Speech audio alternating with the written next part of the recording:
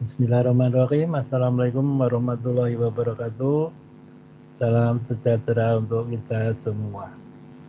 Nah, jadi kemarin kita sudah melakukan visualisasi. Sampai di sini ada pertanyaan dari para peserta.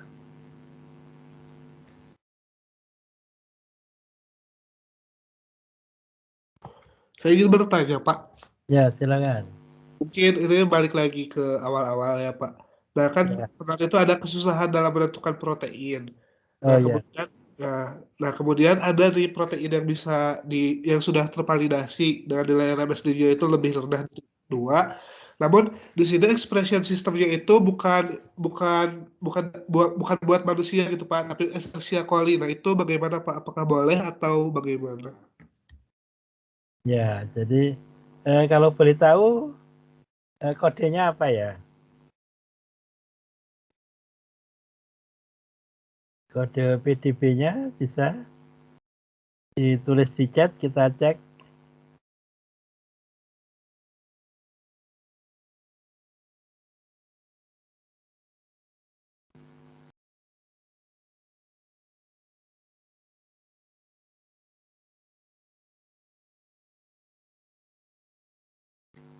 Bisa ditulis di chat. Baik, Pak.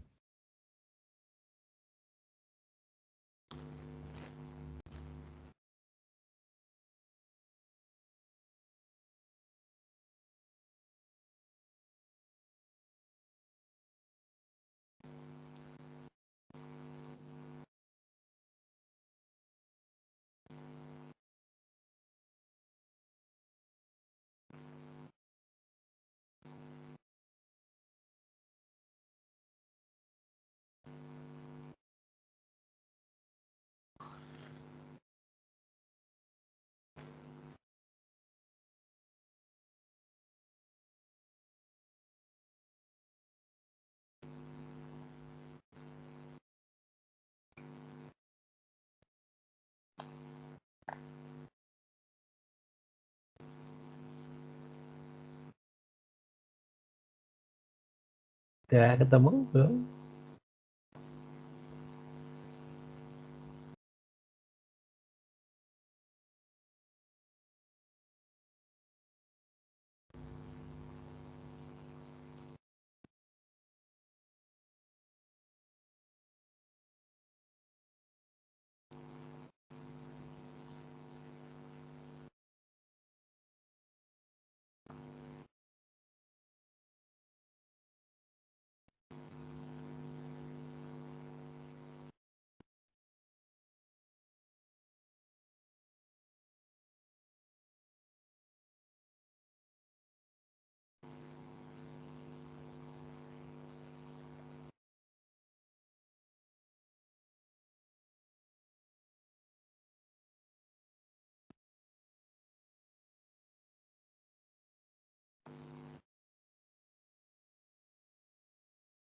Belum ya?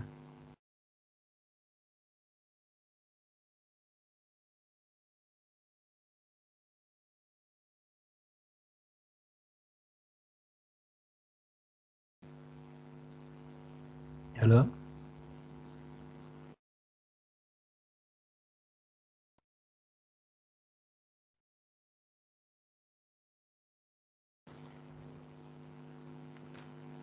Lutfi?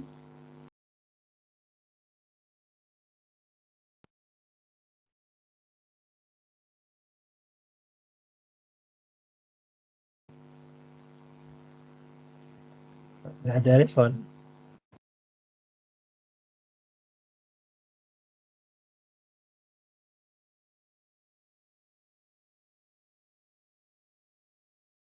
Yang lain bisa dengar suara saya nggak ya?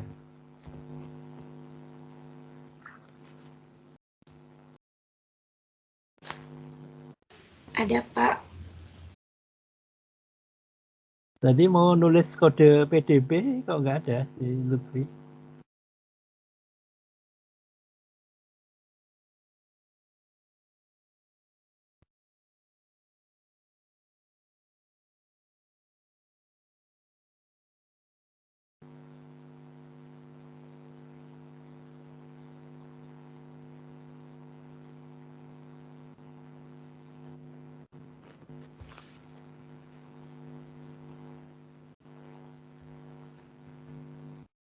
5LSC. Ya.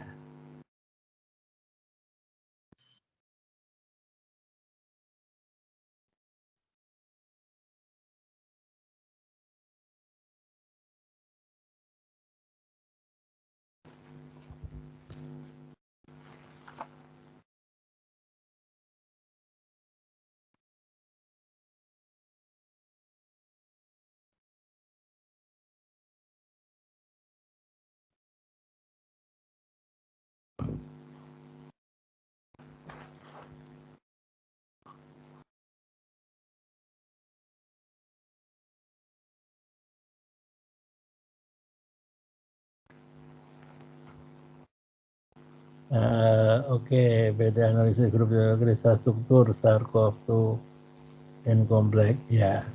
Jadi ini sudah Anda validasi, sudah valid? Sudah, Pak. Ya, gini ya. Jadi kalau kita melihat penemuan obat itu kan ada tahapnya ya, ada tahapnya. Biasanya tidak langsung ke manusia. Biasanya kalau kita mengikuti penemuan obat itu biasanya ada yang namanya uji preklinik ya, preklinik. Jadi uji di hewan coba. Artinya bukan di manusia. Bahkan sekarang sudah berkembang di lalat ya. Lalat Drosophila. Itu satunya kalau nggak salah berapa ya? 1 ekor lalat Drosophila ya. Cukup mahal juga ya. Nah, jadi tidak apa-apa. Bahkan mungkin Anda pernah dengar nggak ya? Jadi ada yang namanya disiplin ilmu itu namanya bioetika. Bioetika ya. Jadi bagaimana kita ada cabang ilmu namanya bioetika. Jadi bagaimana kita mempunyai etika terhadap hewan. Nah, terhadap hewan dalam tanda kutip ya, hewan coba atau makhluk hidup ya. Jadi ilmu itu agak kontradiksi. Kenapa? Karena banyak yang juga yang menentang ya. Kebetulan ketua bioetika internasional itu promotor saya, Bapak almarhum Prof. Umar ya. Jadi di dunia ini ada ilmu namanya bioetika. Jadi bagaimana kita memperlakukan mikroba misalnya ya. Nah, sehingga apa? Sehingga salah satu dongeng ini adalah menguntungkan ya. Menguntungkan kenapa? Karena mengurangi siksaan terhadap hewan. Ya. Jadi dengan dongeng itu contohnya ya. Contohnya misalnya saya mau nguji hepatotoksik. Nah, itu kan hewan cobanya kan saya kasih obat yang dosis berlebih, terus nanti pakai pembanding paracetamol, terus hewannya dibunuh, terus hatinya dibedah. Nah, akan kelihatan hatinya rusak atau enggak. Nah, itu kan menyiksa hewan. Nah, tapi dengan adanya dongeng, saya cukup mendongengkan terhadap sitokrom P452E1. Sehingga saya sudah bisa memprediksikan, oh ternyata hasilnya sesuai dengan dengan uji di hewan ya. Di uji hewan bahwa kita nggak perlu bunuh sebenarnya, nggak perlu membunuh hewan coba, kita dongengkan saja udah bisa. Tapi untuk membuktikan tentu pertama kali kita bunuh. Tapi untuk selanjutnya nggak perlu lagi kita pakai hewan coba bunuh, harusnya seperti itu. Nah, kembali ke masalah sini ya. Jadi boleh ya, boleh. Bahkan justru kalau menurut saya itu karena yang akan kita konfirmasi itu kan sebelum ke manusia itu kan ke hewan coba ya, ke hewan coba. Ya, jadi singkatnya jawabannya boleh begitu ya. Dengan alasan tadi ya. Kalau perlu diberi alasan tadi ada namanya ilmu bioetika ya. Jadi ilmu itu sampai memikirkan kita itu kalau bisa kalau nggak kebangetan itu jangan dibunuh. Misalnya kayak bakteri ya. Bakteri kalau hanya numpang di tubuh kita nggak menyebabkan sakit itu ya biarin. Tapi kalau sudah mengganggu banget ya harus dibunuh dengan antibiotik. Tapi selama dia masih bisa kita tolerir ya jangan dibunuh. Nah, itu yang namanya ilmu bioetika ya. Itu ada disiplin sendiri. Dan itu memang banyak yang menentang. Kenapa? Lu ngurangi ini dong. Ngurangi kebebasan penelitian kita. Biasanya kan kita membunuh hewan coba sesuka kita ya. Hewan yang sehat-sehat kita buat kanker. Setelah itu kita uji obat anti kanker ya. Itu kalau hewannya punya perasaan itu tersiksa itu ya. Coba kalau diterapkan ke manusia, mau nggak manusia dibikin kanker terus diobati ya. Jadi sampai segitunya ilmu itu ya. Ilmu bioetika namanya. Kalau nggak salah banyak juga YouTube-nya ya. Nanti tak carikan. Jadi Prof. Umar tentang bioetika. Begitu? Baik, Pak, paham, Pak. Terima kasih. Ya, ada lagi?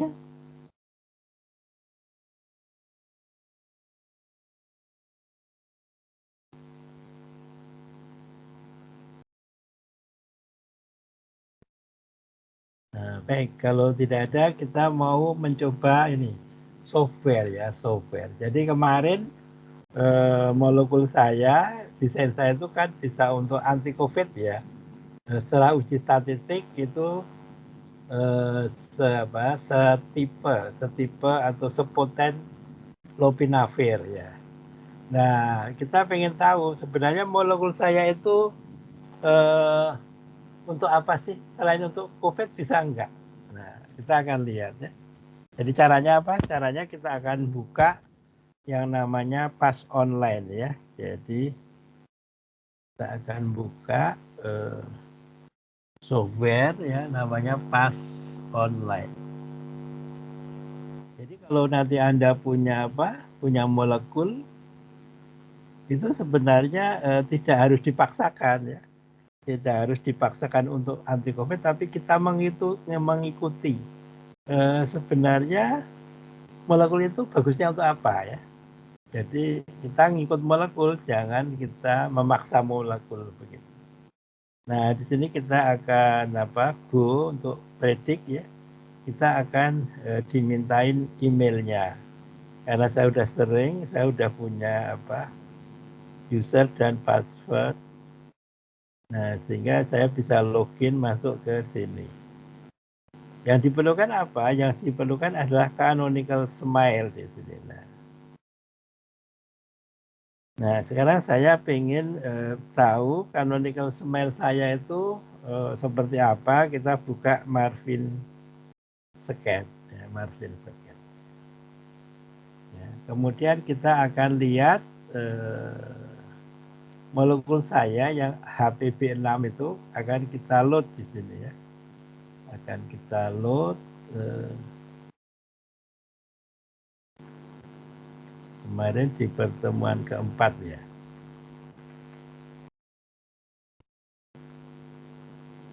HPV6 ya. Saya butuh ligand 2D daripada molekul saya. Nah, ini.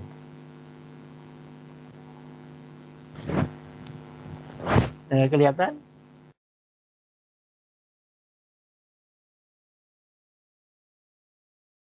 Halo? Sudah, Pak. Ada, Pak. Ya. Jadi molekul saya ini saya masukkan ke canonical smile-nya ya. Caranya apa? Caranya edit. Kita select all ya. Kemudian kita edit, kita copy as smile ya, copy as smile. Nah, kemudian kita masukkan di sini. Kita pastekan di sini. Kemudian kita get prediction. Nah, get prediction. Nah, maka di sini akan muncul angka-angka ya, angka-angka. Nah, di sini ada ketentuan ya, ketentuan bahwa kalau yang PA-nya lebih besar dari 0,7 itu jadi probability activity, jadi prediksi aktivitas secara komputasi. Kalau di atas 0,7 itu biasanya cocok dengan uji in vitro atau in vivo begitu. Jadi yang kita perhatikan adalah yang nilainya 0,7 begitu. Nah, gitu ya. Nah, kita akan coba ya. Jadi di sini ada misalnya antineoplastik. ya 0,75. Berarti ada kemungkinan molekul saya ini sebagai anti kanker. Jadi Anda bisa men-screening sebagai anti kanker. Mekanisme kerja apa? Ya terpaksa kita coba beberapa mekanisme kerja. Nah, sekarang kita coba juga di sini 0,74 di sini ubiquinol cytochrome C reductase inhibitor ya. Nah, ini adalah nama suatu enzim ya, karena ada reduktase, ada ase-ase biasa ini. Jadi suatu inhibitor enzim ubiquinol cytochrome C reductase. Nah, ini suatu enzim atau protein. Protein ini akan kita copy ya. Inhibitornya nggak usah karena yang akan kita perlukan adalah proteinnya. Kita copy ya. Kemudian kita buka software namanya string ya, string.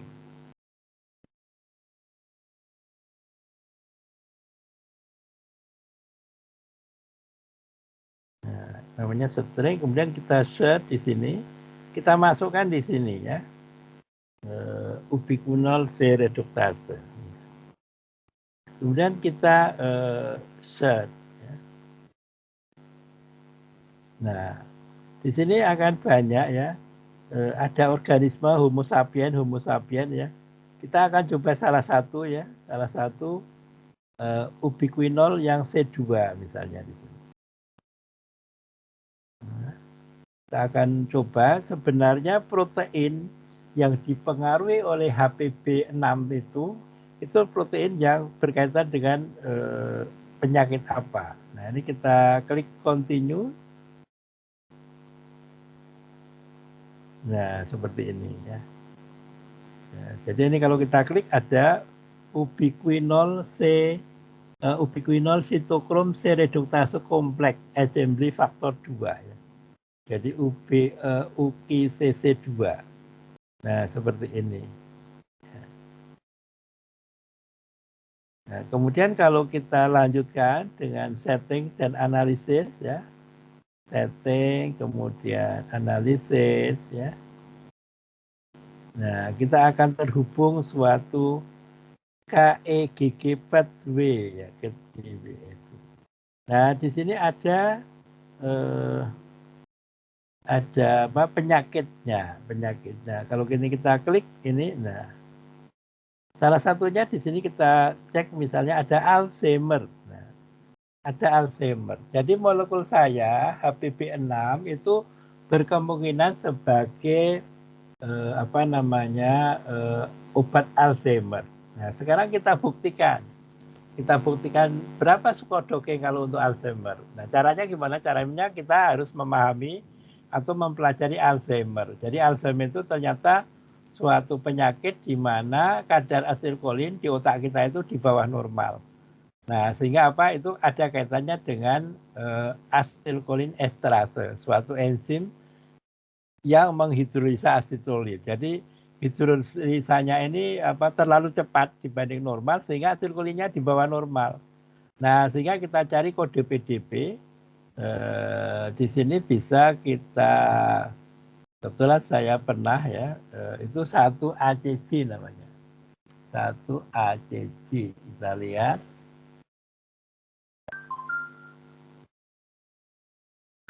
Nah, ternyata di sini adalah suatu quaternary ligand binding aromatic residue in the active site short of acetylcholine esterase. Jadi di sini adalah ternyata ada molekul yang bisa digunakan untuk sebagai referen ya.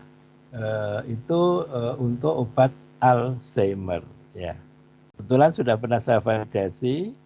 Ya, sehingga saya cari dulu hasil yang dulu. Ya, sehingga saya butuh 1-ACC, validasi 1-ACC. Nah, kita lihat kayaknya pernah dulu Alzheimer ya, kita tengok.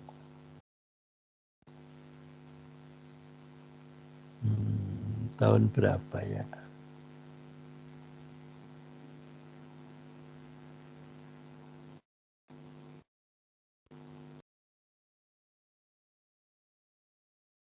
Alzheimer. Nah, ini ya. Jadi Envio pernah bulan April ya, saya memvalidasi satu ACC ya, validasi atau ACC ya. Jadi validasi ini akan kita copy ya, akan kita sandingkan di sini. Di sini kita akan buat folder pertemuan ke-6.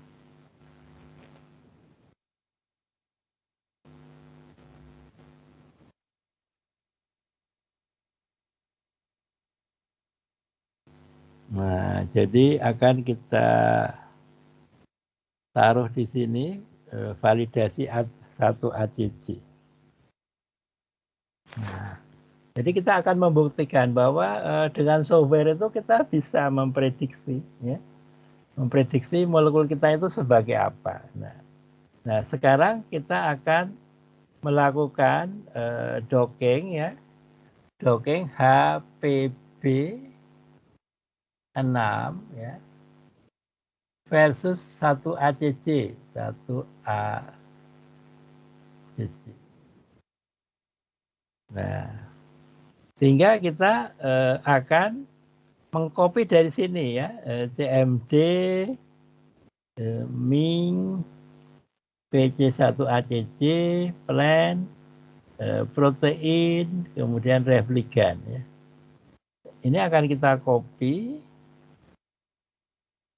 ke HPB 6. Nah, kita sebelumnya pernah docking HPB 6 ini untuk anti-COVID ya.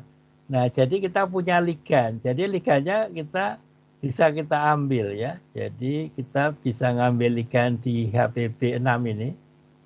Ligannya ini kita ambil, jadi nggak usah bikin lagi. Ligan ini kita copy, terus kita masukkan ke sini. Nah, ya, jadi untuk docking kita sudah punya PC, Ming, CMD, plan, dan bahannya protein, replikan, dan ligan. Ya, kita akan buktikan bahwa ya di sini validasinya kita lihat. Nah, di result ini ada base ranking ya, acetylcholine esterase ini.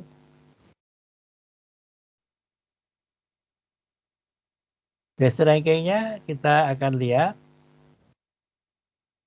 Nah, jadi ini ya. Ini adalah obat untuk Alzheimer ya. Jadi ini bisa saya copy.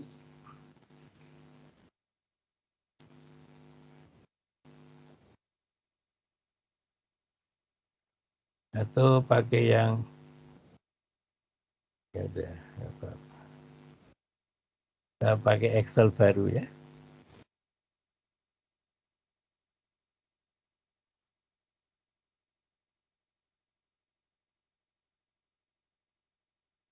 Ya. Jadi ini refligan ya, ini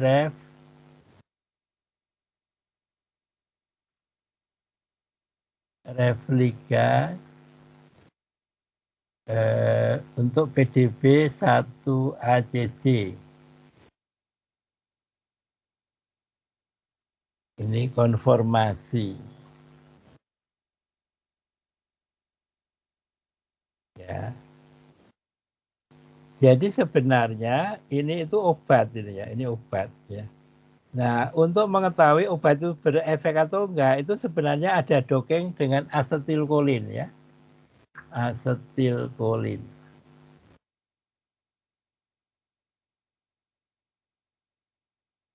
Asetilkolin. Nah, asetilkolin ini itu sebenarnya sudah ada ya, sudah akan saya apa? Tadi kita di sini ya.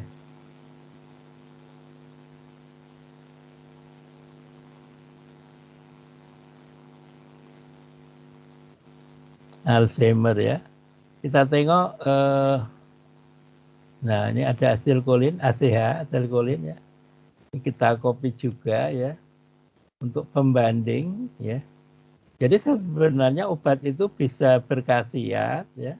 Itu kalau bisa mengalahkan interaksi asilkolin esterase dengan asilkolin ya.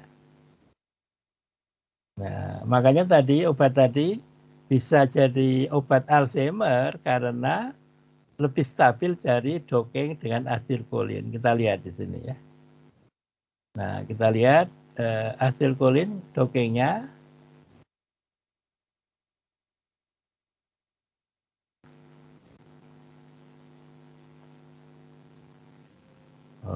Karena kebuka nggak mau, jadi harus kita tutup ya. Jadi base ranking ini hanya bisa membuka satu ya. Tadi sudah jadi. Nah, jadi hasil kolinnya akan kita buka ya.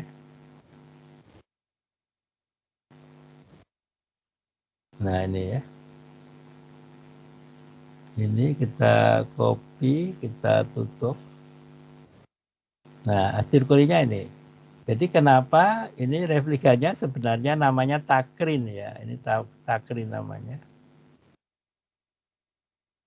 Kenapa replikan ini inhibitor bisa untuk obat Alzheimer? Karena lebih stabil dari asilkolin ya. Jadi enzim itu asilkolin esterase itu kalau tidak ada obat itu menghidrolisa ini asilkolin ya. Kalau ada obat, ada inhibitor, maka dia lebih cenderung nempel di sini, bukan di sini. Karena nempelnya di inhibitor, dia nggak bisa lagi merusak asilkolin, sehingga asilkolin di dalam darah naik begitu, di dalam otak terutama naik. Nah, jadi paham ya. Jadi kalau untuk obat itu harus lebih stabil dari ini, dari skodokeng asilkolin. Sekarang saya buktikan desain saya HPB 6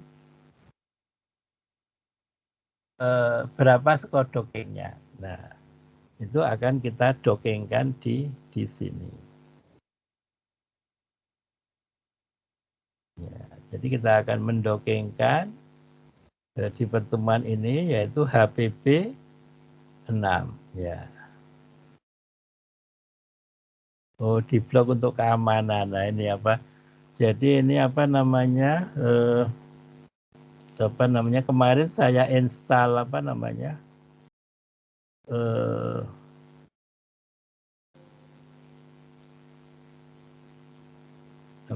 Untuk membukanya klik kanan menu tray semadap ya. Jadi semadapnya ini kemarin tak install ganggu. Jadi sekarang saya harus ke semadap dulu ini. Ini apa?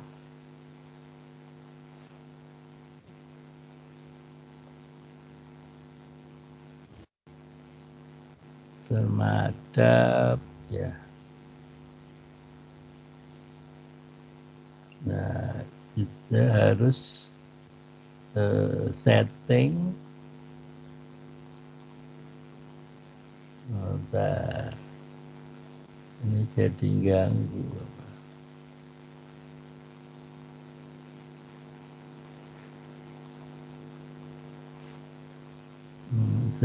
Semadapnya ini jadi ganggu harusnya.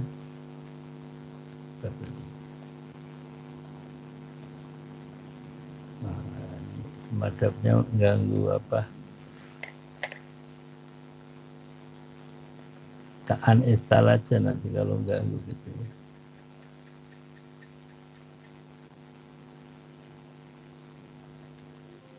File di blok untuk keamanan sebagian punya dijalankan di USB, berarti akan di blok untuk klik kanan di menu tray semadap ikon dekat jam. Klik kanan di menu tray. Itu Pak yang di pinggir baterai mungkin Pak. Ini sini ya.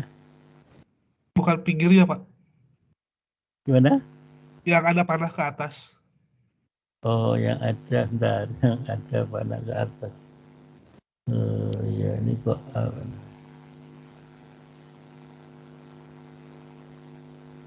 oh ini di sini terus Ada logo semadapnya Pak.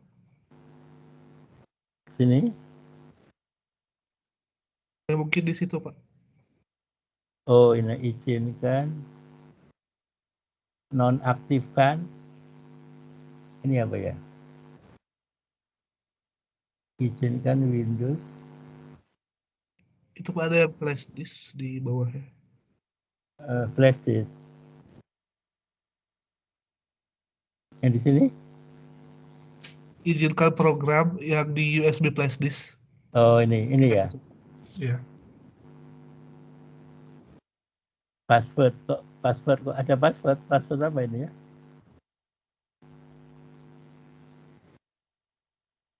Mungkin itu dari itu Pak. Ini kan sebenarnya yang pro ya Pak. Oh ya, berarti suruh Mungkin masukin dari itu ya. ya. Oh ya, nah. Ini apa dulu itu nggak kayak gini nih apa kok terus sekarang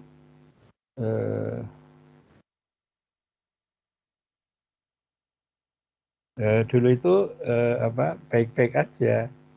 Nih sembaca 20 masukkan 3 digit terakhir ya.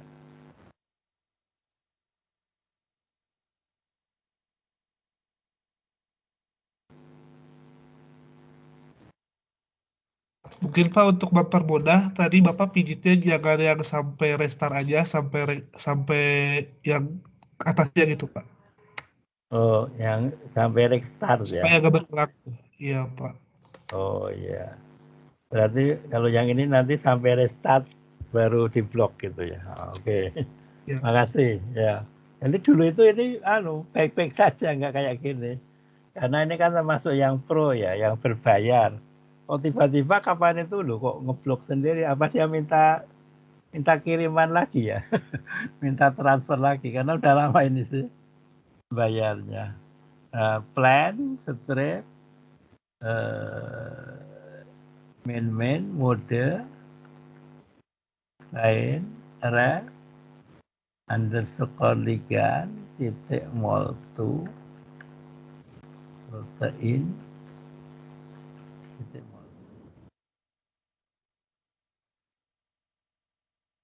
Nah ini apa ini? Ini ngeblok lagi ini. Kenapa ini?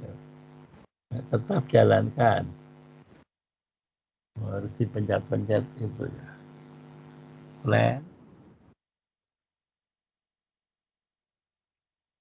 mode, screen, 1 ACC, titik enter. Nah ini apa setiap langkah kok minta kayak gini ya. Tetap jalankan. Tetap jalankan seterusnya. Nah, kita akan lihat ya. Jadi kalau komputasinya prediksi komputasi benar, nanti skor docking saya ini bisa mengalahkan ini, paling nggak mengalahkan asetilkolin ya. Harus lebih besar dari atau harus lebih stabil dari -70. Nah, kita akan lihat ya. Jadi ini akan saya simpan dulu sebagai skor docking Alzheimer ya. Jadi ini skor docking anti Alzheimer.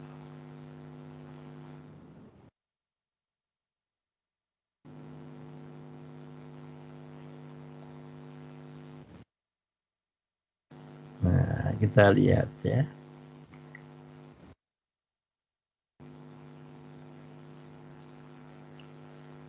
Nah, jadi nanti kalau molekul Anda misalnya ya, misalnya kalian punya molekul, terus untuk anti COVID kok tidak bagus ya, misalnya skripsinya begitu. Ya nggak apa-apa, nanti di skripsi dibahas bahwa ini untuk COVID memang tidak jauh ya untuk bisa berpotensi sebagai anti COVID. Tetapi tadi molekul Anda masukkan ke pas online sama ke strength, terus nanti Anda bisa cari lagi. Berarti molekul saya ini sebenarnya bukan untuk COVID tapi untuk yang lain. Nah, kebetulan molekul saya, nah coba Anda lihat. Kebetulan molekul saya baik untuk COVID, tapi ada yang lebih baik lagi untuk Alzheimer. Ya, kita lihat skornya -128 coba ya. -128. Ini untuk konfirmasi pertama ya. Jadi bagus sekali ya. 12831 ya. Nah, coba. Nah, di sini minus 128.31. Nah, bayangin. Ini bisa mengalahkan obat paten ya. Nah, obat paten. Kalau kita lihat lagi mungkin ada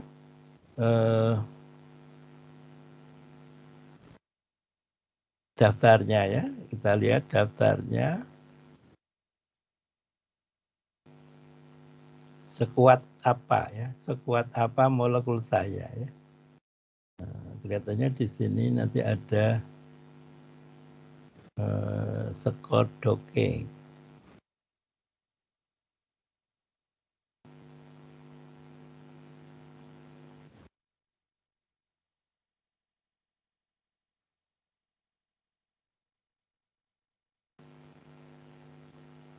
Nah ini coba ini resume skor, coba saya copy ya.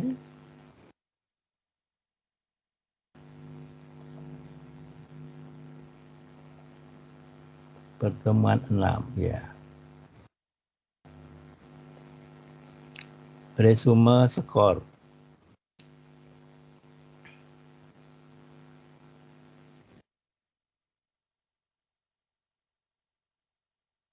Oh kan.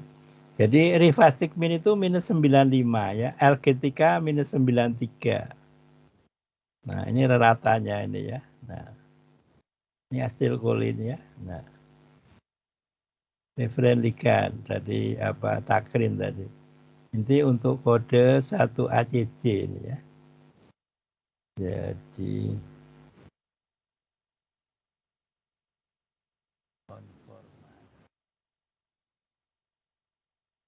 kode 1 ACC.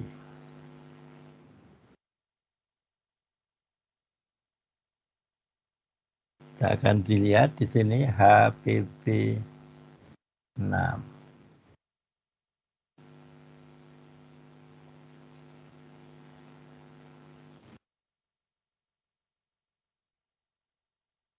Nah, ya. Jadi di sini hasil kulinya rata-ratanya minus 70 ya. Rivastic min minus 94, Algetika minus 94 ya, HPP ya. Rivastic min ini obat untuk Alzheimer yang obat paten coba. Algetika aja bisa menyamain. Nah, HPP 6 kita lihat sampai berapa. Nah, minus 131 ya. Jadi apa? Jadi prediksi komputasinya tepat begitu ya. Tidak asal begitu ya.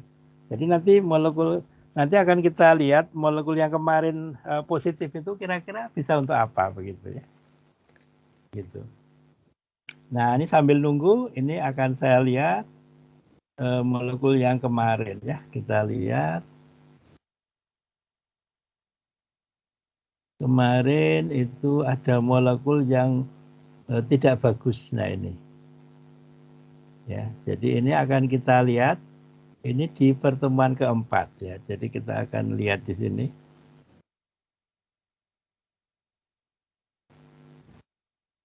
Open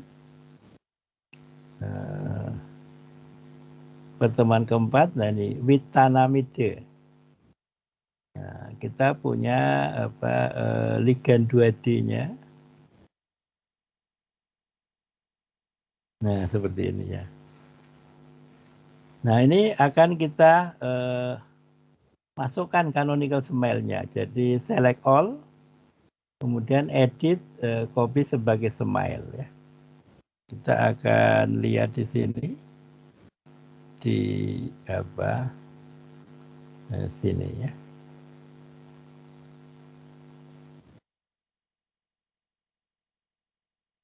Control V. Nah, jadi ini canonical smile dari molekul bisa juga kalau kita buka di itu, kalau kita buka di PubChem ya, PubChem bisa juga ya. Kemarin di PubChem ya kalau nggak salah. Ini the page will be automatic update setiap 10 second. You can also check recap. Ya, jadi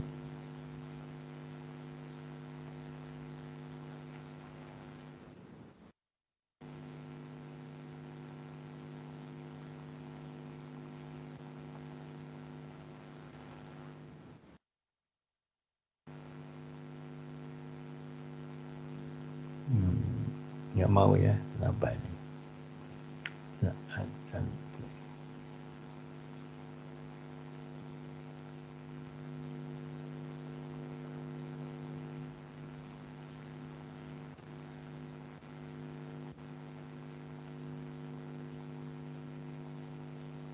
Coba saya keluar dulu.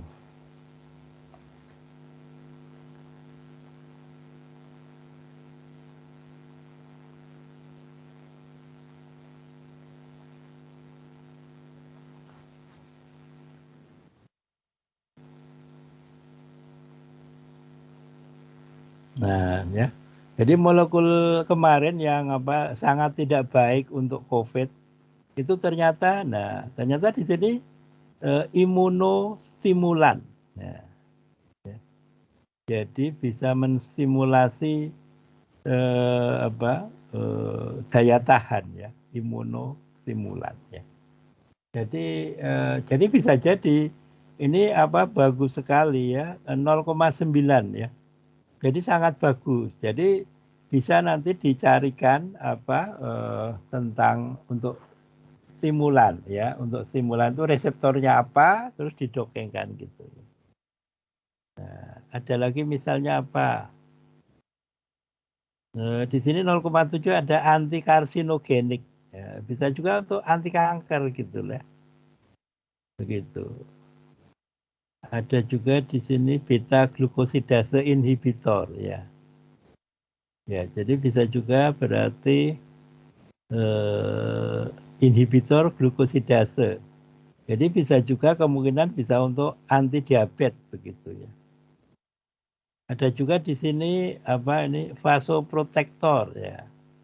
Ini kaspase ini untuk anti kanker ya. Untuk radikal ya. Nah, untuk vaso walaupun kecil ya, untuk 0,7 pas sekali ini. Untuk vasodilator ya, berarti untuk anti hipertensi ya. Nah, jadi tinggal nanti kita mencari kode PDB yang berkaitan dengan penyakit-penyakit itu gitu ya. Begitu. Sampai sini paham?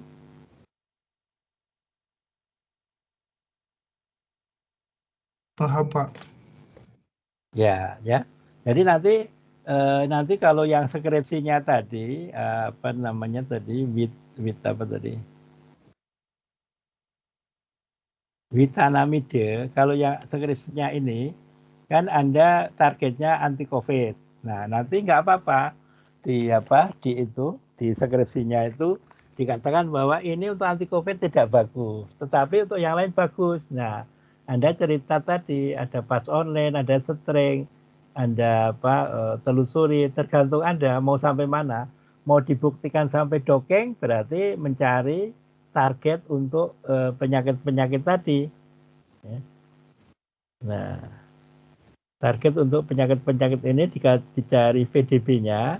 Kalau sudah valid nanti molekul tadi didokengkan. Insya Allah nanti bagus hasilnya gitu ya. Kayak molekul saya tadi ya. Molekul saya tadi untuk anti COVID bagus, tapi ternyata untuk yang lain juga bagus ya. Minus 126 coba. Lebih bagus dari rifaximin obat paten begitu. Sampai sini dulu ada pertanyaan. Jadi ini saya kirim ke pas online-nya saya kirim linknya ke grup ya, ke grup.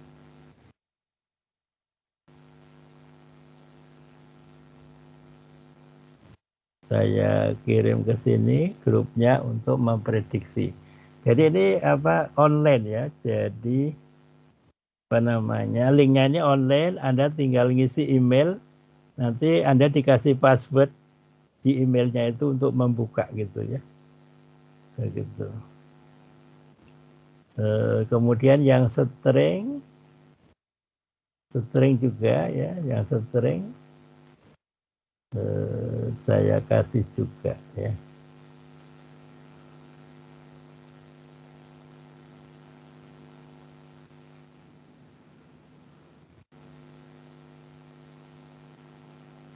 Ya, stringnya ini, stringnya malah nggak pakai apa-apa ya, langsung connect ke string. Jadi string itu yang dimasukin protein ya, protein. Jadi kalau misalnya tadi ada kata-kata bla bla bla bla bla inhibitor, nah inhibitornya jangan dimasukin karena itu obat ya. Yang dimasukin di sini adalah string ya, protein begitu ya. Nah ini udah sebentar lagi selesai.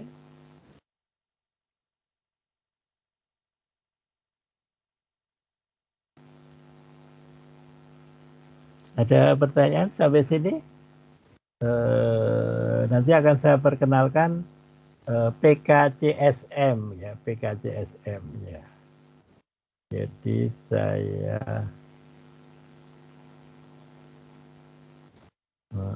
di D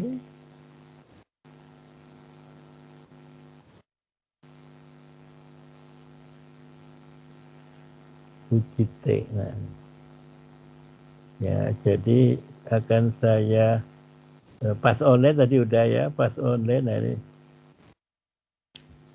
saya apa namanya, pas online dan string ya. Kemudian prediksi admet. Nah ini. Kemudian ini akan saya copy.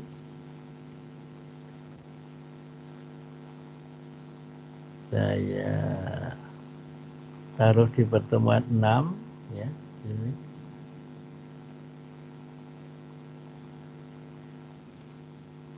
Kemudian akan saya kirim ya. Jadi Anda saya kirim tentang pas online ya, pas online.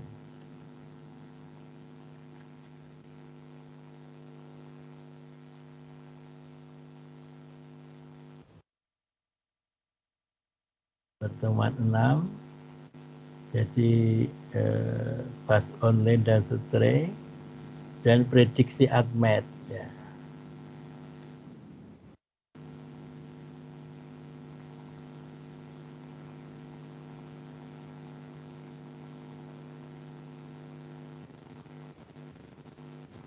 Kemudian untuk apa toksisitas saya kirim uji toksisitas ini ya. Jadi ada, nah ini ada toksisitas.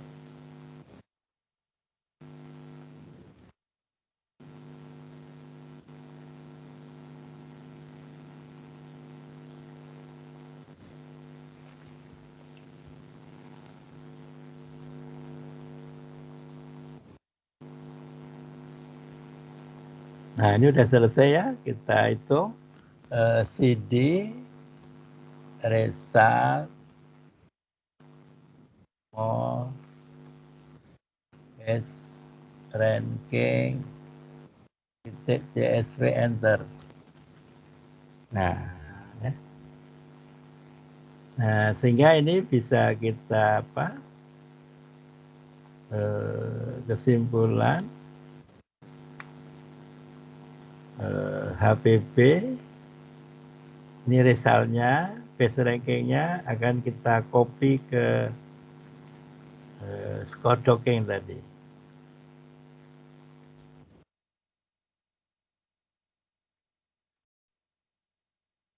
Ya, karena ya ini tadi ya. Kita copy, kita tutup. Nah, ya. Berapa ini? Kita hitung ratanya, formula, autosum, average. Nah, luar biasa ya, 100 minus 129 ya. Jadi jauh bisa mengalahkan obat paten ya, rivastigmine ya, jauh lagi ya, minus 94. Sehingga ini nggak usah kita uji statistik, dari angka sudah kelihatan kalau lebih poten dari alketika, dari rivastigmine, apalagi dari asetilkolin, ada dari referen ligan ya. Jadi ini paling bagus begitu ya. Ya, ini kita kalau mau kita hitung standar deviasi berarti F ya. F berapa ini?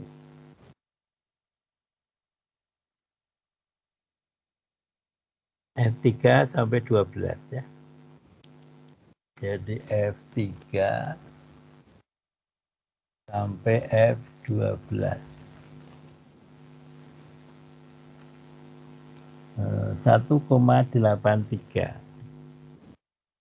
1,83. Bahasa Inggris 1,83.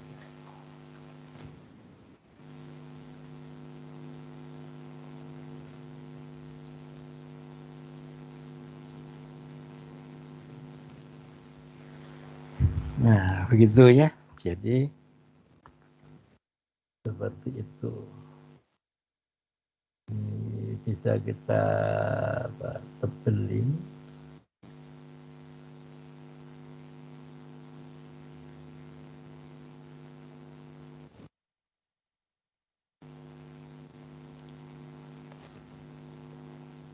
Nah, seperti itu. Nah, jadi sekarang kita akan memprediksi ini apa? PKCSM ya, PKCSM ya. Jadi saya tampilkan dulu PowerPoint-nya ya. Jadi prediksi pas online tadi ya, kalau mau diulang seperti ini.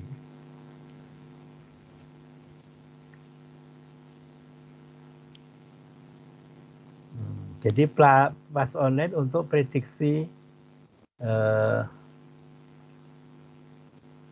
aktivitas biologi ya. Ada apa namanya, database senyawa aktif, tapi sekarang udah dihapus ya, ada di CCRC dulu ya. Jadi ini webnya ini ya, nanti diklik gitu. Lakukan registrasi terlebih dulu dengan mengisi formulir yang telah tersedia. Username dan password akan diberikan melalui email ya. Jadi ini emailnya nggak harus institusi ya, Yahoo juga bisa kalau. Siapkan sampel smile dari senyawa yang didapatkan dari PubChem. Jadi kalau molekulnya ada di PubChem itu bisa di copy dari sana di 214 ya, canonical smile. Kebetulan molekul saya, contohnya ini, yang saya patenkan ini sudah ada di PubChem ya. Jadi molekul saya yang saya patenkan itu sebenarnya molekul tingkatnya dunia itu ya. Ya. Pernah ditemukan sama Fred Applegate, orang kimia dari Amerika. Dia menemukan molekul baru ya, 1,3 bis parahidroksifenilur ya. Karena dia orang kimia, dia nggak tahu, tidak tahu untuk apa ya. Pokoknya dia menemukan molekul baru, dipatenkan sudah. Nah, itu tahun 1959. Kebetulan saya mendesain molekul sama dengan punya dia. Nah, saya nggak bisa lagi mematenkan molekulnya karena pernah dipatenkan. Tetapi saya mematenkan metode pembuatan. Karena pembuatan 1,3 bis parahidroksifenilurea itu antara saya dan Fred Applegate berbeda. Dia pakai COS, saya pakai urea. Sehingga saya mematenkan metode sintesis dan aktivitas farmakologi. Karena Fred Applegate tidak tahu gunanya untuk apa, dia orang kimia. Nah, ini contohnya ya PubChem-nya. Nah, ini ada canonical smile. Kebetulan di sini 314 canonical smile. Nah, kemudian kita masukkan di sini kayak tadi yang sudah saya praktekkan ya. Predict Newcomb, kemudian kita canonical smell. Nah tadi ya, smell didapati dari PubChem bisa ya. Nah tadi kan sudah kita praktekkan seperti ini ya. Saya contohkan ubiquinol citrocom-C reductase. Protein yang dipengaruhi paling atas ini ya, untuk 1,3 bis per instruksi fenilurea. Nah ini, jadi PA lebih besar dari 0,7 artinya oke ya. Biasanya sesuai dengan prediksi, sesuai dengan uji in vitro atau in vivo begitu. Nah, molekul saya yang alketika itu banyak sekali ternyata gunanya ya. Jadi nanti kita itu akan anak cucu kita yang akan membuktikan ya. Jadi misalnya paracetamol bukan hanya untuk analgetik antipiritik, ternyata bisa untuk Alzheimer ya. Kalau dari hasil saya tadi. Nah, jadi hasil prediksi dinilai akurat dan baik jika nilai PA probability activity lebih besar dari 0,7. Contoh kedua, andrograpolite misalnya, ini bisa ya. Nah, bisa kita telusuri ya. Ternyata bisa untuk anti leukemia 0,9 ya. Jadi bisa untuk anti kanker darah putih ya. Anti neoplastik juga kanker ya. Anti inflamasi ya, ternyata bisa untuk anti inflamasi. Ya, andrograpolite ya. Dan seterusnya begitu ya. Nah ini untuk molekul baru, gambar molekul di marvin ya. Jadi kalau molekul baru di PubChem belum ada, maka kita gambar di marvin, terus seperti tadi kita edit, select all, terus diedit copy sebagai smile. Nah sekarang kita akan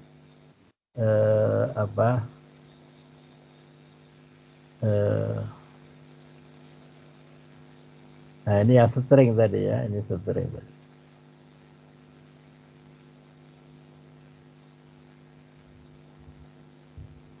Nah kita sekarang akan memprediksi prediksi ADMET ya. Jadi kalau untuk pendesain sebelum kita membuat molekul kita sudah bisa memprediksi kira-kira untuk apa ya molekul kita itu ya.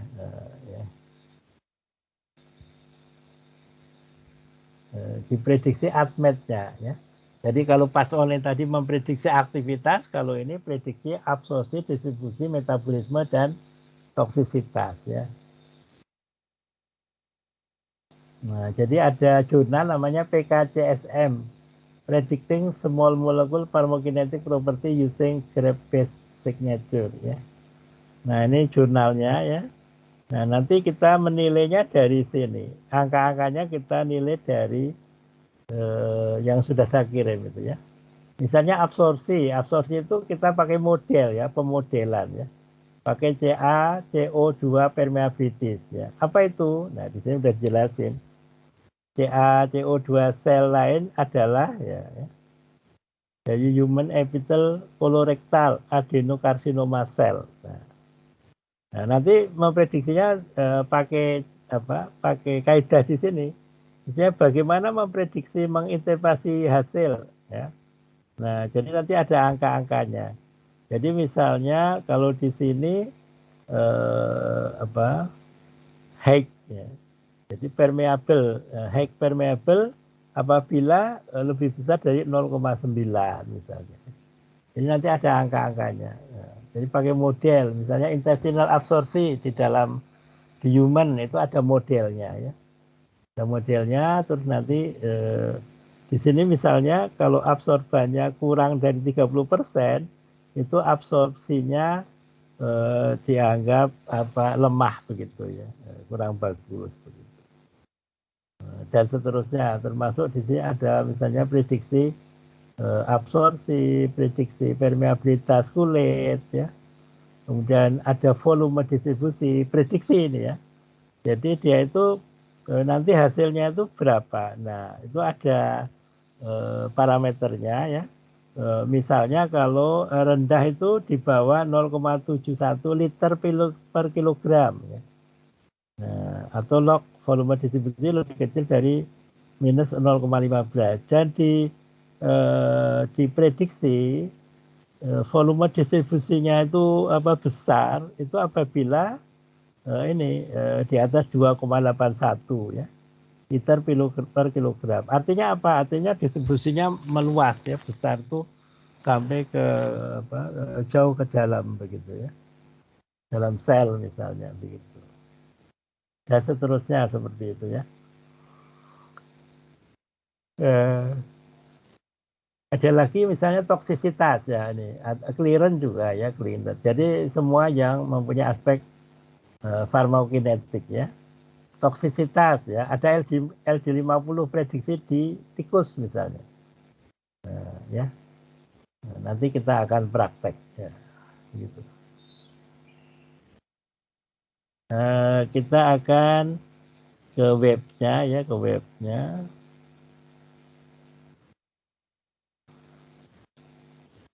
Ini ya, PKCSM ya.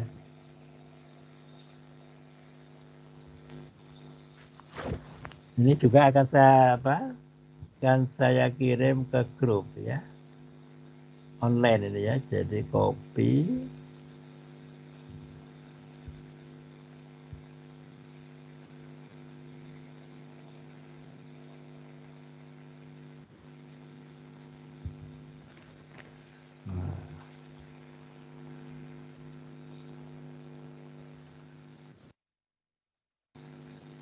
Nah, ini sama ya. Jadi yang diperlukan adalah di sini adalah canonical smile ya.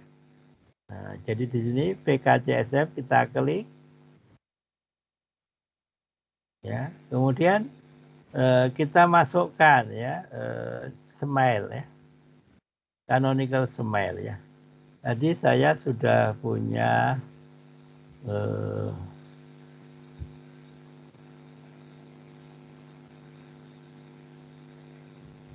ya, jadi kita bersihin. Nah, saya ingin memprediksi ADMET-nya molekul saya ya, HPB6 ya. Jadi HPB6 MRV-nya saya buka dan ini saya edit, select all, kemudian kita edit copy sebagai smile ya. Nah, akan saya masukkan ke sini.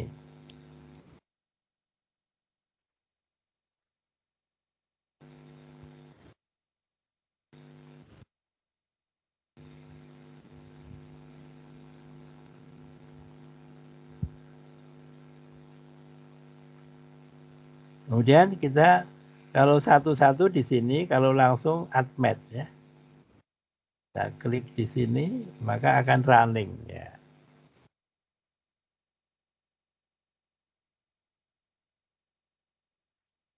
Sedang menghitung di sini ya. Nah, ini molekul saya ya. Jadi molekul saya ternyata BM-nya di bawah 500 ya. Berarti memenuhi hukum rule of 5-nya Lipinski. Log P-nya 1,7 ya, di bawah 5. Berarti absorpsinya bagus nanti ya. Kemudian aseptor sama donor ya di bawah 2x5 ya. Jadi sebenarnya Lipinski itu 4 poin ya. Molekul berbobot molekul log P, kemudian aseptor sama donor. Tapi karena memakai angka 5 semua, maka terkenal dengan nama rule of 5. Ya. Jadi sebenarnya 4, tapi karena angkanya 5, bobot molekul 500, log P-nya nggak boleh lebih dari 5, kemudian donor nggak boleh lebih 2x5, aseptor tidak boleh lebih 2x5.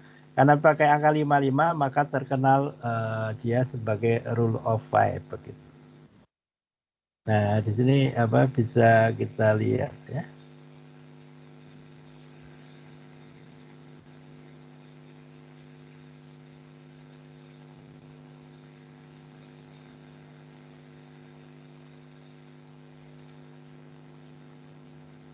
Nah, di sini kelihatan ya toksisitas. Ini AMES ya. AMES toxicity, yes. Nah, berarti toksis. tapi di bagian ames ya. Kalau yang lain tidak ya. Hepatotoksik yes, berarti hepatotoksik. Nah, ini nanti bisa untuk memprediksi ya, apakah hepatotoksiknya itu sampai sejauh mana ya. Ini prediksi. Jadi disesuaikan dengan modelnya ya, modelnya. Kalau paracetamol kan sitokrom P452E1. Nah, di sini yang dimaksud hepatotoksik itu pakai apa? Nah, kita lihat yang tadi definisinya ya. Ya, hepatotoksik itu pakai model apa begitu ya?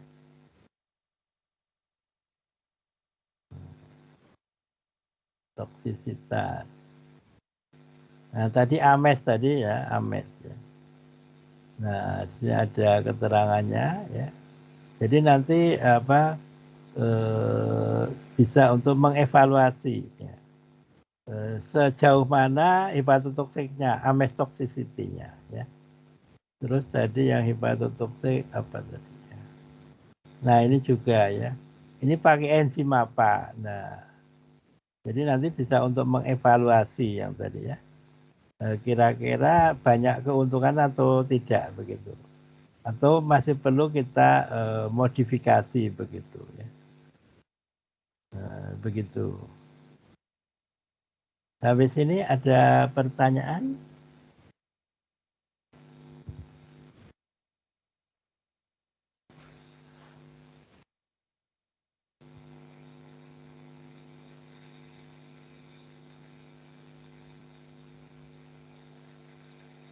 Saya Pak mau bertanya. Ya, silakan. Mau tanya Pak, kan kalau misalnya kita melakukan pas online dari suatu senyawa, terus nilainya itu PA-nya kurang dari 0,3, tapi misalnya buat antivirus, nah Pak, dia tuh nilai PA-nya kurang dari 0,7. Tapi itu virus bukan yang bukan SARS-CoV-2. Nah Pak, apakah itu bisa dilanjutkan ke tahap selanjutnya atau dia probabilitasnya nggak aktif gitu Pak, atau bagaimana Pak? Ya, jadi yang tadi yang pas online tadi ya, ini, ya pas online ini ya, ini kalau PA-nya kurang dari 0,7 itu sebenarnya tidak direkomendasi. Karena apa? Karena nanti kalau dipaksakan itu kita harus memodifikasi molekul dan itu cukup panjang dan cukup mahal begitu. Sehingga anjurannya itu dicari yang untuk PA-nya di atas 0,7 ya. Jadi kayak molekul apa itu nanti dikasih direkomendasi yang di atas 0,7 karena kalau dipaksakan nanti tetap susah ya, tetap efeknya tidak bagus begitu ya. Tetapi lain kalau malah nggak ada. Kalau di sini malah nggak ada, itu ada kemungkinan database ini belum meneliti ya, belum meneliti. Tapi kalau sudah ada, berarti sudah diteliti. Contohnya, molekul saya itu untuk analgetik antipiretik di pas online ini nggak ada, ya. Makanya aman ya, aman karena apa? Karena orang nggak akan meneliti ke sana gitu ya. Begitu. Karena saya kebetulan mendesain untuk itu ya. Kalau ada, mungkin sudah diteliti sama orang gitu ya. Karena di pas online molekul saya tidak ada untuk analgetik antipiretik ya. Makanya aman ya. Makanya awal pertama saya nulis buku itu saya sedih. Kenapa? Saya nulis buku terbit di Jerman kok nggak laku gitu ya. Nggak laku. Akhirnya saya senang sekali. Kenapa? Jadi buku saya yang saya tulis pakai bahasa Inggris itu saya di dalam buku saya itu saya kasih tahu gitu loh. Molekul saya itu bagus, begini. Nah, molekul saya itu kan dilindungi hanya di Indonesia. Jadi kalau ada orang Jerman baca buku saya, dia senang banget. Langsung dibuat, bikin industri gitu, saya gigit jari. Nah, untungnya kok sampai sekarang belum ada orang luar negeri yang beli buku saya. Nah, sehingga saya bersyukur Allah masih melindungi molekul kirimannya begitu ya. Nah, jadi seperti itu. Jadi kalau tidak ada di pas online malah nggak apa-apa. Tapi kalau sudah ada tapi nilainya kecil berarti udah diteliti orang. Berarti kita kalau bisa nggak usah sibuk-sibuk memaksakan diri di situ ya. Ya. Misalnya molekul saya ini 0,2 ya nggak usah saya teliti di situ ya. Nggak usah saya paksakan begitu ya.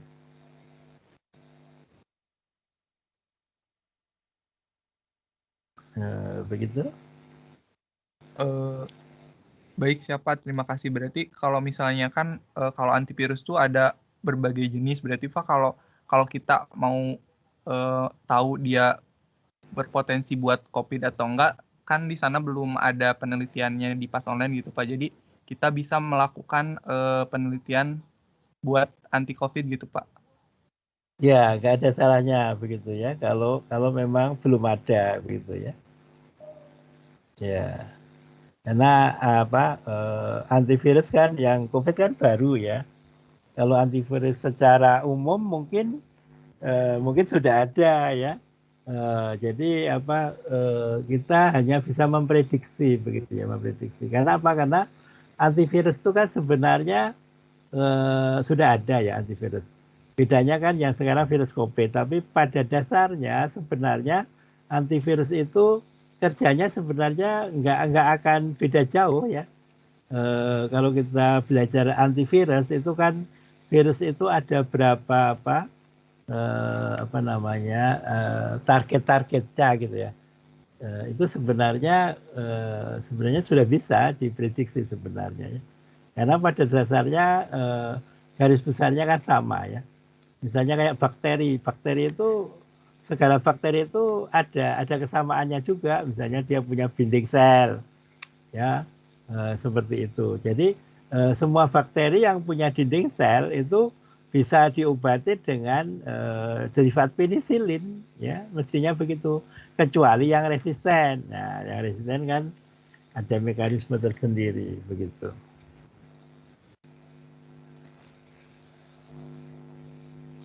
Nah, begitu ya. Jadi satu lagi tentang antivirus anti COVID itu sebenarnya saya agak heran kenapa harusnya kalau menurut ilmu penemuan obat harusnya bisa dibuat anti COVID itu. Tapi kenapa kok tidak? Nah itu sudah ditunggangi dengan kepentingan bisnis ya.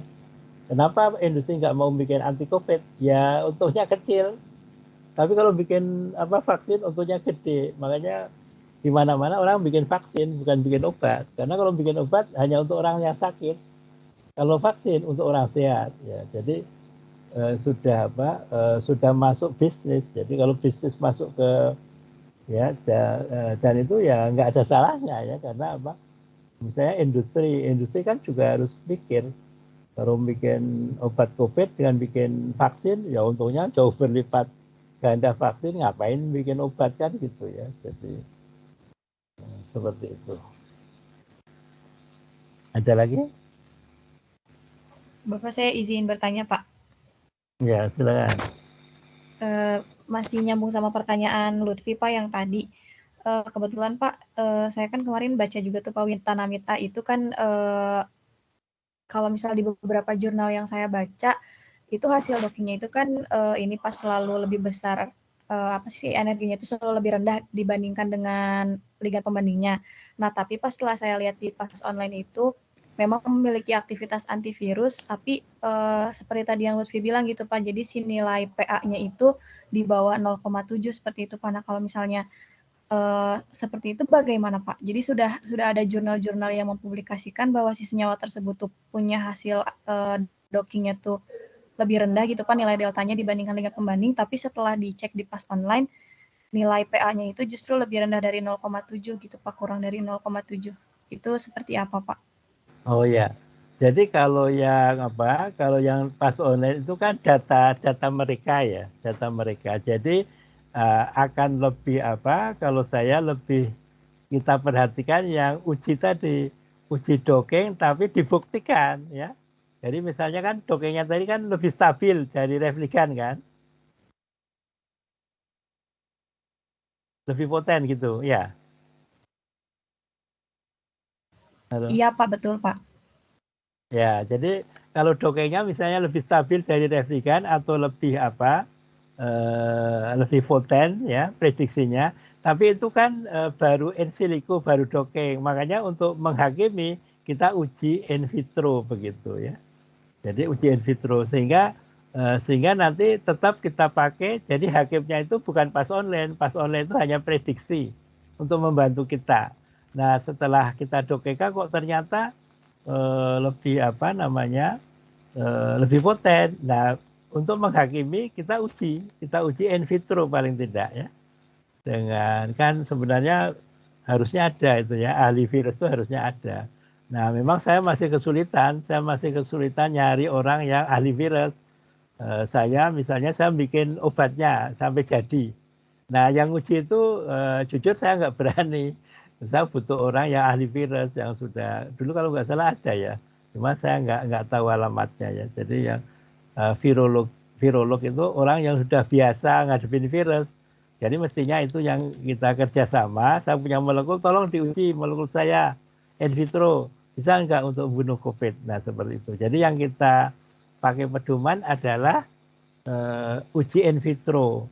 Kayak tadi misalnya molekul saya tadi kan prediksi komputasinya kan hepatotoksik. Tapi itu prediksi. Jadi yang lebih menghakimi nanti uji in vitro atau in vivo. Benarkah molekul saya itu hepatotoksik? Nah itu jadi perlu dibuktikan ya. Kalau tadi prediksi tadi pakai software tadi prediksi ya. Jadi kalau mau beneran ya kita buktikan, kita uji dengan hewan coba ya, seperti itu.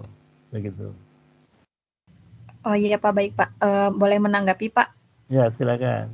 Berarti Pak kalau misalnya untuk tahapannya gitu Pak, sebenarnya lebih baik dilakukan prediksi dulu lewat pas online baru di docking atau sebaliknya Pak? Iya, kalau bagusnya ya lewat pas online tadi, ya lewat pas online tadi ya. Jadi lewat pas online ini tadi molekul saya tadi kebukti bahwa di pas online ini kan tadi sebagai inhibitor ubiquinol tadi ya, ubiquinol. Ternyata setelah saya dongengkan kan bagus ya, malah bisa mengalahkan obat paten ya. Jadi ini hanya salah satu contoh tadi, ya begitu. Begitu? Oh iya Pak, berarti yang dijadikan patokannya itu tetap yang dockingnya ya Pak. Jadi karena pas online Oh itu masih iya, berupa prediksi saja. iya betul. Jadi tadi hanya untuk supaya kita nggak capek gitu loh ya. Tadi kan molekul yang tadi kan untuk anti COVID kan kemarin malah plus gitu kan. Terus kita kalau nyoba satu-satu kan susah. Nah kita masukkan pas online ternyata kan di sana bukan untuk itu kan. Nah itu berarti nanti bisa ditindaklanjuti. Bisa kita buktikan. Seperti molekul saya tadi. Ternyata memang benar. Walaupun untuk analgetik antipyretik bagus, tapi ternyata bisa untuk Alzheimer. Itu secara dongeng. Itu nanti kalau mau kita patenkan, kita buktikan dengan uji in vitro dengan enzim asetilkolin esterase begitu. Nah, jadi langkahnya seperti itu. Ada lagi?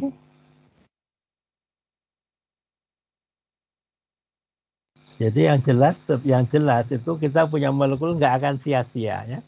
Insya Allah pasti ada gunanya. Kalau tidak baik untuk anti COVID, berarti untuk yang lain, insya Allah. Dan itu tidak hanya satu ya. Dan itu sudah dikasih contoh sama Allah, kurkumin. Kurkumin itu banyak sekali targetnya ya. Ya, seperti itu ya. Jadi kalau sekarang kita baru sampai misalnya metformin untuk diabetes ya. Kemudian obat lain untuk apa gitu. Itu karena keterbatasan kita. Suatu saat obat itu banyak sekali targetnya ya. Metformin bisa untuk anti kanker misalnya. Kemudian contohnya yang sudah nyata apa? Aspirin ya. Aspirin itu awalnya kan untuk analgetik antipiretik. Kemudian ternyata bisa untuk anti radang, ternyata bisa untuk anti ptalet ya, untuk pengencer darah ya. Mungkin saya sudah cerita ya. Jadi ada seorang pasien lupa ditanya sama dokter, kalau kemarin minum apa? Minum Aspilet ya. Nah ternyata dioperasi ya, dioperasi ternyata darahnya nggak bisa berhenti ya meninggal ya. Nah jadi apa seperti itu ya. Ada lagi?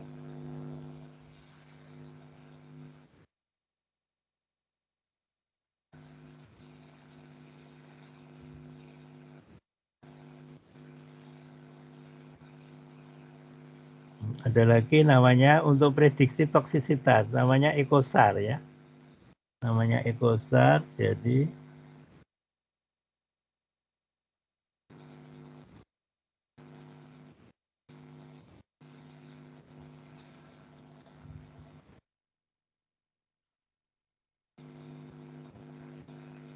diblok sama Semadap juga ini ya. Nah ini tetap jalankan.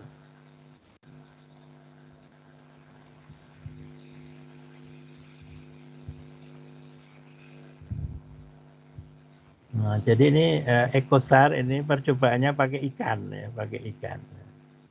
Pakai ikan yang dimasukin apa? Yang dimasukin canonical smile juga ya. Nah, saya akan melihat ini molekul saya tadi akan saya prediksi toksisitasnya ya. Jadi select all, edit, copy sebagai smile. Kita masukkan di sini ya. Kita pastekan di sini. Kemudian kita submit ya. Nanti ada ikan yang meloncat di sini ya. Nah, ini ikannya loncat ini ya. Nah, kita lihat.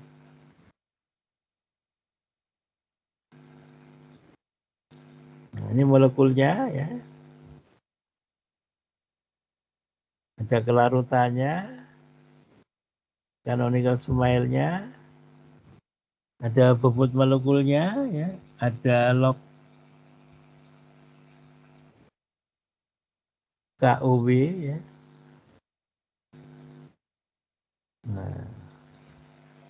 Nah, jurnalnya sudah saya kirim ya. Intinya apa? Intinya di sini ada LC50 dengan fish ya. Percobaannya dengan ikan ya.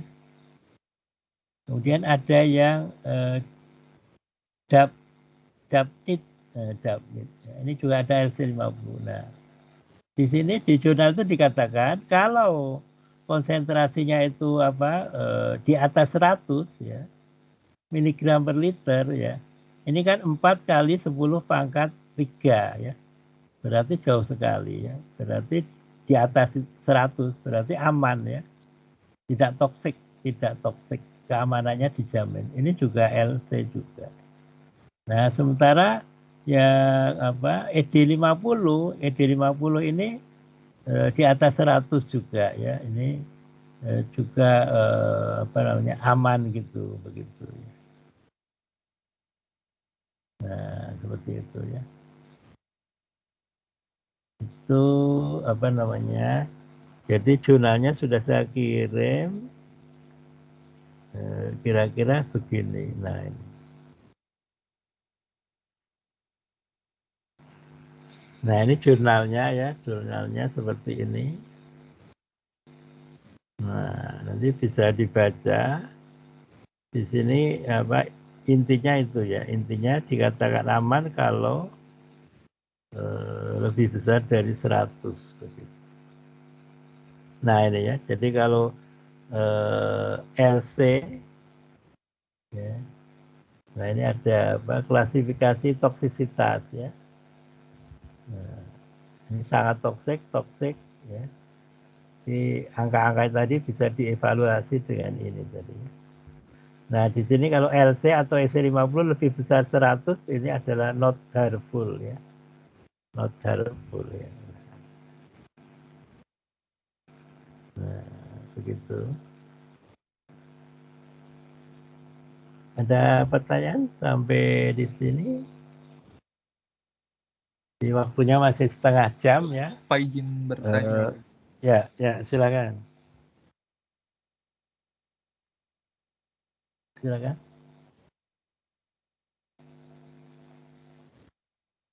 Di 2 Armstrong itu Pak, padahal misalnya menggunakan reseptor yang sudah banyak digunakan di jurnal-jurnal gitu Pak. Nah itu teh apakah ada metode lain atau cara lain supaya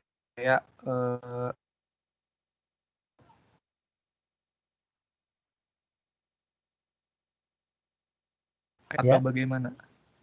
Gimana? Diulang.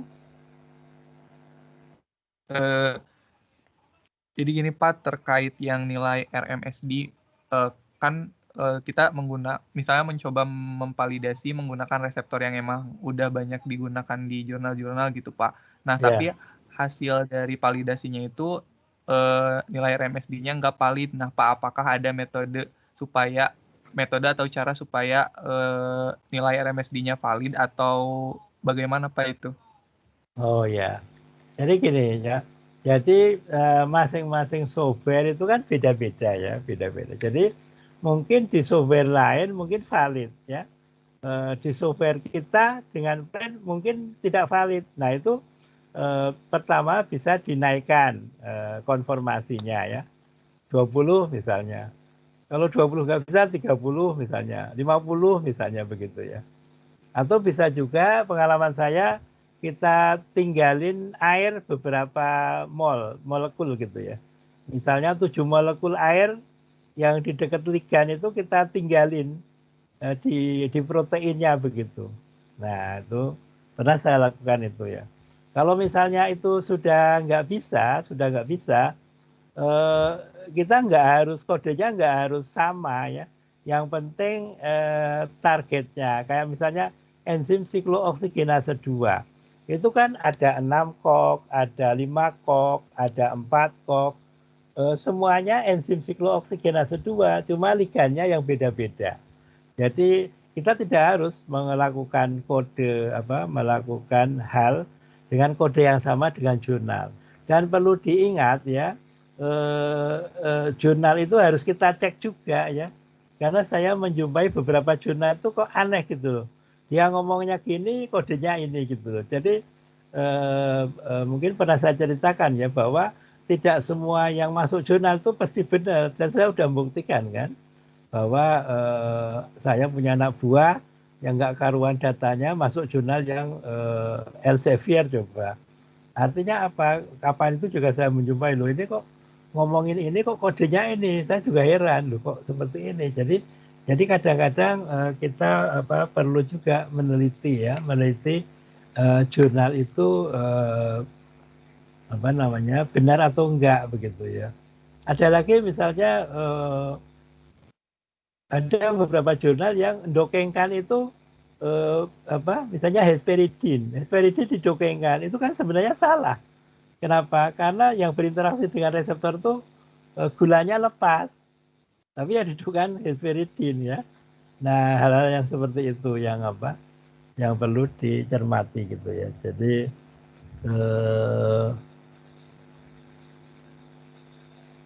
validasi menurut saya sangat penting ya. Jadi kalau ada jurnal yang validasinya di atas 2 itu ya itu tadi kemungkinan kesalahannya besar begitu. Begitu? Ya baik Pak. Ya, jadi jangan terpaku satu kode ya. Biasanya kan banyak ya. Mungkin pernah saya kasih contoh ya yang PDB kemarin ya. Sampai banyak sekali itu ya, puluhan mungkin ratusan malah ya. Jadi kita bisa milih sebenarnya. Begitu. Ya baik Pak, terima kasih. Ya, ada lagi yang lain?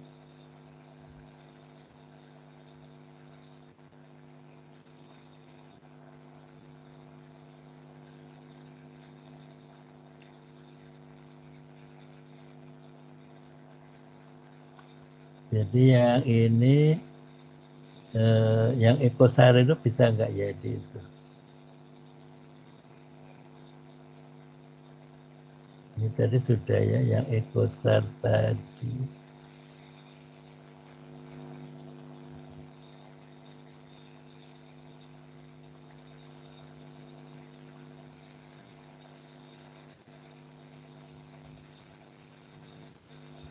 Nah, jadi ekosar itu sebenarnya ini bisa dikirim nggak ini apa linknya ini ekosar bat.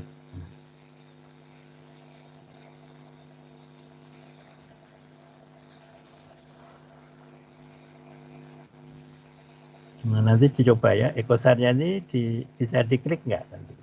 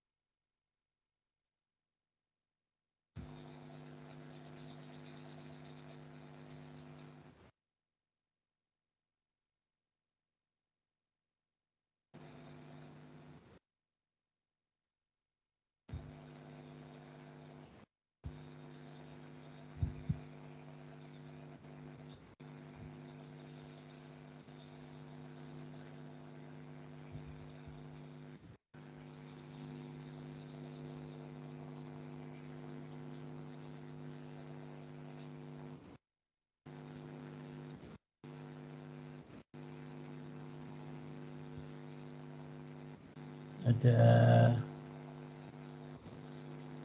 pertanyaan?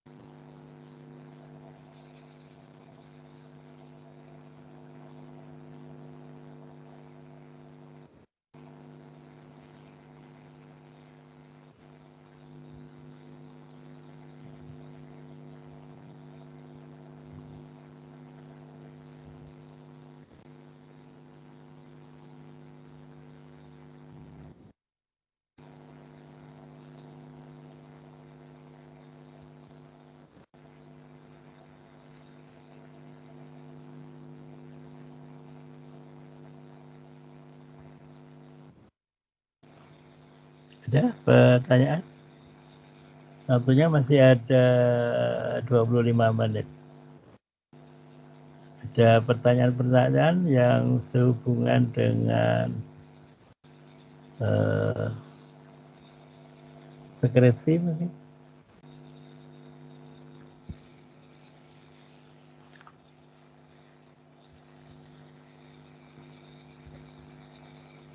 Tidak ada? Ya, jadi walaupun kita udah selesai, nanti kalian masih bisa tanya ya. Di grup kalau ada pertanyaan bisa kita diskusikan begitu.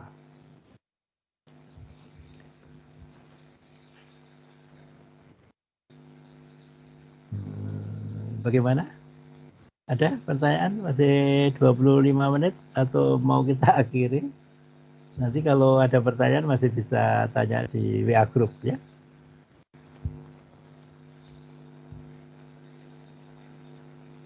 Gimana? Ada pertanyaan?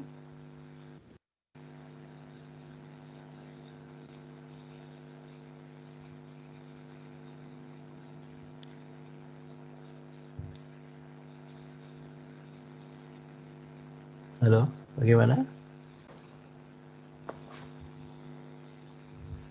Mau kita akhiri atau masih ada yang mau didiskusikan?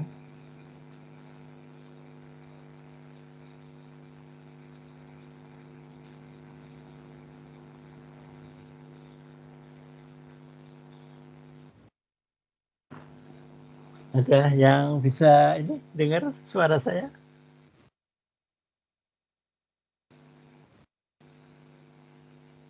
Mungkin sudah cukup, Pak. Udah ya? Ya, nggak ada ya. Kalau nggak ada, kita akhiri. Tapi kalian masih bisa tanya di WA group ya, di WA group ya. Mungkin apa seperti itu ya. Tapi kesempatan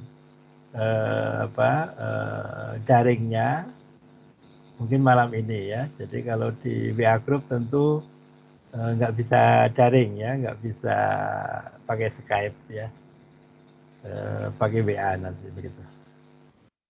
Baik, kalau nggak ada pertanyaan, kita akhiri pertemuan ke-6 ini ya. Terima kasih saya ucapkan atas partisipasinya dan saya minta maaf kalau selama sharing ilmu ada kekurangan atau kesalahan ya. Mudah-mudahan apa yang kita pelajari bermanfaat ya. Mudah-mudahan skripsinya kalian sukses ya. Dapat A semua, cum laude begitu ya. Amin ya Baik. Allah. Amin. Amin, Pak. Ya, baik kalau gitu kita akhiri. Alhamdulillahirrahmanirrahim. Assalamualaikum warahmatullahi wabarakatuh. Selamat malam semuanya. Waalaikumsalam. warahmatullahi wabarakatuh. Terima kasih banyak, Pak. Terima kasih banyak. Ya, sama-sama. Terima kasih banyak, Pak. Ya, mari.